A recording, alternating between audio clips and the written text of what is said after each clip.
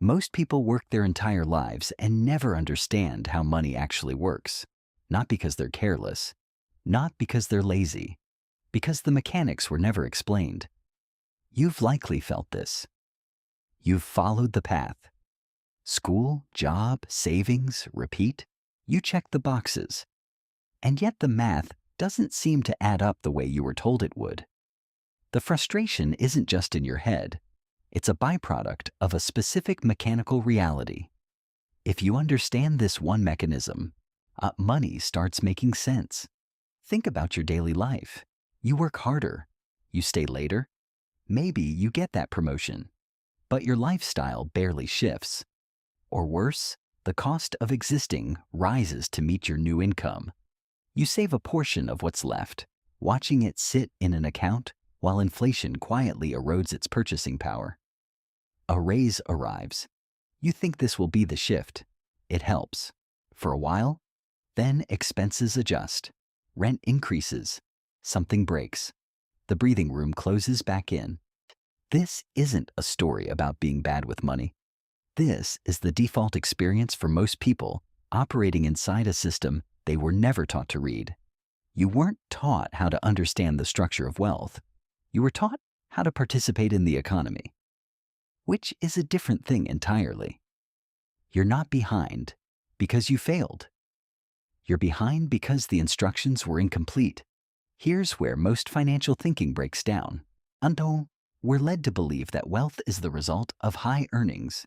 We see a large paycheck and equate it with financial success. But hard work and high income are not the foundations of wealth. They are the fuel. What matters is where that fuel goes. Because here's where the system quietly changes for the people it rewards. There are two money systems running simultaneously. Most people only ever participate in one. The first is the income system. It's linear. You trade time and skill for a paycheck. The money arrives, covers your life, and the cycle repeats. If the labor stops, the money stops.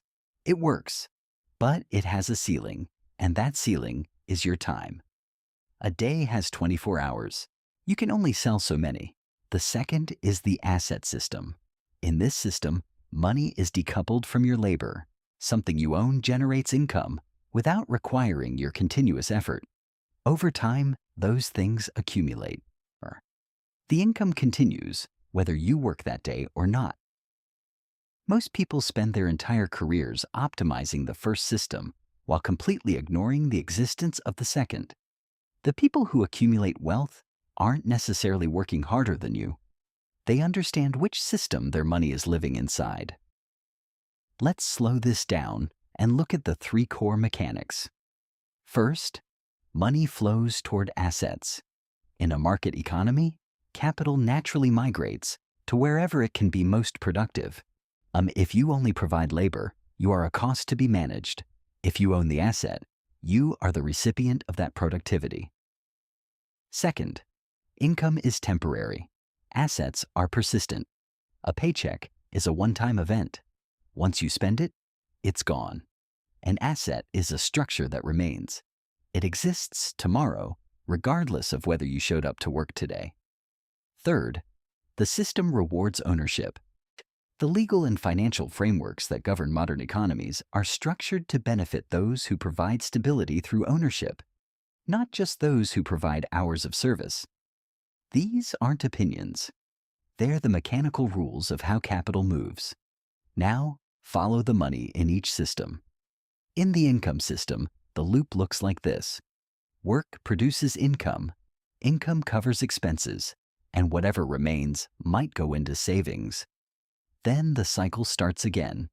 The output is survival, maintenance, occasional comfort. In the asset system, the loop looks different. Assets generate income, income covers expenses, and the surplus gets redirected back into more assets. The base grows. The income from the base grows with it. Work to income to expenses to repeat. Versus assets to income to expenses. To assets to more income. This creates a structural advantage that labor alone can never close. But there's a deeper layer most people completely miss. Understanding this system requires a shift in how you see every dollar that passes through your hands. Instead of seeing a dollar as a unit of consumption, something to be traded for a coffee or a gadget, or a slightly nicer version of something you already own, you start seeing it as a unit of potential ownership.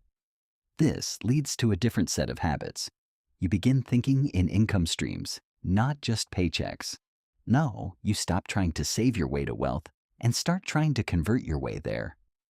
Convert temporary labor into persistent ownership. Convert income into something that will still be working for you when you're not. This doesn't mean quitting your job or making dramatic moves. It's a structural thinking change.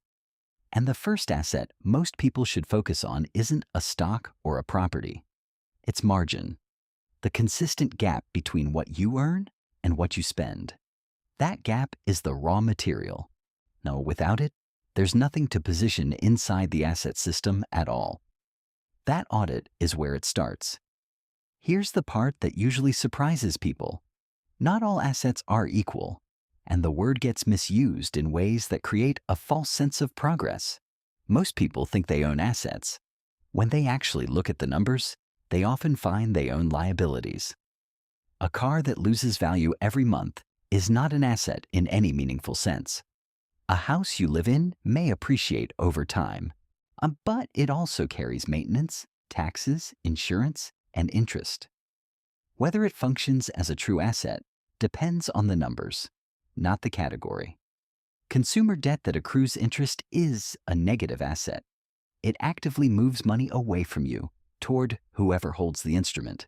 Poor assets, or false assets, are often depreciating purchases or consumer debt disguised as investments by clever marketing.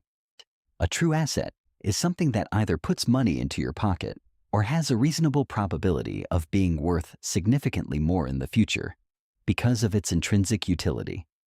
The gap between perceiving yourself as an asset owner and actually being one is where most financial stagnation quietly lives. Pull back for a moment. Everything in this video points to one reframe. Money is not primarily about how much you earn. It's about what you control. You can earn $250,000 a year and still be financially fragile if you are entirely dependent on the income system. Someone earning $60,000 who consistently converts a portion of that into the asset system is on a structurally more stable path, even if the numbers look smaller on the surface. When you see money this way, every financial decision changes. You stop asking, "Can I afford the monthly payment?" and start asking, "Does this purchase take me further from ownership?" You stop asking, "How do I earn more?" and start asking, "What would that extra income actually build?" You stop trying to eliminate financial stress through income alone and start building the structure that makes income less necessary every year. These aren't dramatic changes in behavior. They're orientation changes. And orientation is where everything starts. The system is not hidden. It's not reserved for a specific class of people. It's a set of rules. And rules, once understood, can be navigated. Once you understand how money flows toward ownership, away from consumption, compounding through assets over time, the decisions in front of you start sorting themselves differently. Progress becomes less about luck and more about structure. Your current situation is just the starting point of a long-term adjustment, not a verdict. Money flows toward ownership. That's not a philosophy. That's the mechanics. And understanding the mechanics is where it begins.